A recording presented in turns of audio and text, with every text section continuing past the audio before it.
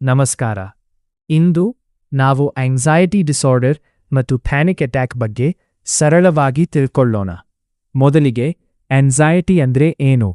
Anxiety ಅಂದ್ರೆ ನಮ್ಮ ಮನಸ್ಸಿನಲ್ಲಿ ಉಂಟಾಗುವ ಭಯ, ಒತ್ತಡ ಅಥವಾ ಚಿಂತೆ. ಇದು ಸಾಮಾನ್ಯವಾಗಿ ಎಲ್ಲರಿಗೂ ಬರುತ್ತದೆ. ಆದರೆ ಇದು ಹೆಚ್ಚು ಆಗಿ ದಿನನಿತ್ಯದ ಜೀವನಕ್ಕೆ ತೊಂದರೆ ಕೊಡ್ತಿದ್ರೆ ಅದನ್ನು ಆಂಗ್ಸೈಟಿ ಡಿಸಾರ್ಡರ್ ಅಂತ ಕರೀತಾರೆ.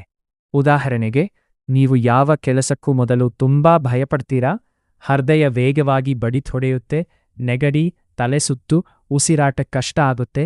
ಇವೆಲ್ಲ ಆಂಗ್ಸೈಟಿ ಲಕ್ಷಣಗಳು. ಈಗ ಪ್ಯಾನಿಕ್ ಅಟ್ಯಾಕ್ ಬಗ್ಗೆ ನೋಡೋಣ. ಪ್ಯಾನಿಕ್ ಅಟ್ಯಾಕ್ ಅಂದ್ರೆ ಅಚಾನಕ್ ಬರುವ ಭಯದ ಅಲೆ. ಇದು 5 ರಿಂದ 10 ನಿಮಿಷ ಇರುತ್ತೆ, ಆದರೆ ಆಗುವಾಗ ತುಂಬಾ ಭಯಾನಕ ಅನ್ನಿಸ್ತದೆ. ಲಕ್ಷಣಗಳು: ಹೃದಯ ತುಂಬಾ ಜೋರಾಗಿ ಬಡಿತ, ಉಸಿರಾಟ ಕಷ್ಟ, ನಾನು ಸಾಯ್ತೀನೋ ಅನ್ನೋ ಭಯ, ದೇಹ ಕಂಪಿಸುವುದು, ಬೇವರು ಬರುತ್ತದೆ. ಆದರೆ ಒಂದು ಮುಖ್ಯ ವಿಷಯ ಏನಂದ್ರೆ, ಪ್ಯಾನಿಕ್ ಅಟ್ಯಾಕ್ ಅಪಾಯಕರ ಅಲ್ಲ, ಅದು ನಿಮಗೆ ಹಾನಿ ಮಾಡೋದಿಲ್ಲ. ಹಾಗಾದ್ರೆ ಏನು ಮಾಡಬೇಕು? ಪ್ಯಾನಿಕ್ ಅಟ್ಯಾಕ್ ಬಂದಾಗ ಮೊದಲಿಗೆ ನಿಂತು ನಿಧಾನವಾಗಿ ಉಸಿರಾಡಿ, 4 ಸೆಕೆಂಡ್ ಉಸಿರಾಡಿ, 4 ಸೆಕೆಂಡ್ ಹಿಡ್ಕೊಂಡು 6 ಸೆಕೆಂಡ್ ಹೊರಬಿಡಿ. ಇದನ್ನ 2-3 ನಿಮಿಷ ಮಾಡಿ.